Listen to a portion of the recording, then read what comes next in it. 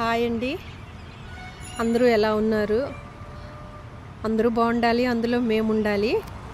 ఇక్కడ ఇలా కనిపిస్తుంది చూస్తున్నారండి, ఇది దానిమ్మ చెట్టు. నేను జనరల్గా ఏం చేస్తానంటే ఫ్రూట్స్ మనం తెచ్చుకుంటాం కదా, తెచ్చుకునేటప్పుడు దాని వేస్టేజ్ అన్నది బయట వేయకుండా ఇలా మా గార్డెన్లో ఉన్న మొక్కలకి ఇచ్చానండి. యాపిల్ అని, గోవా అండ్ దానిమ్మ,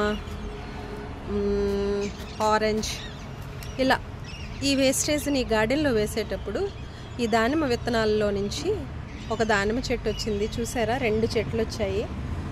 జనరల్గా మనం దానిమ్మ చెట్టు వచ్చేటప్పుడు నేను అనుకున్నాను ఇది కిందన మట్టిలోనైతేనే బాగా దీనికి పెరుగుతుంది, కానీ గోళంలో, చిన్న గోళంలో మనకి ఇది అంతగా పెద్దగా పెరగదు అని నేను దీన్ని పెద్దగా పట్టించుకోలేదండి.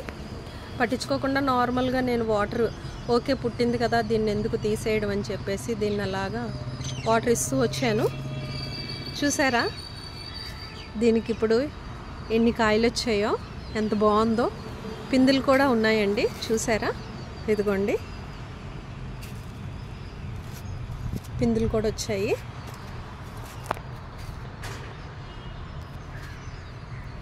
దీన్ని చూసేసరికి నాకే ఆశ్చర్యం వేసిందండి. చూసారా, ఒక 2 కాయలు ఉంటే ఆ 2 కాయలు ఉడుతులు తినేసాయండి. ఎంత బాగా వచ్చిందో. Thank you for watching.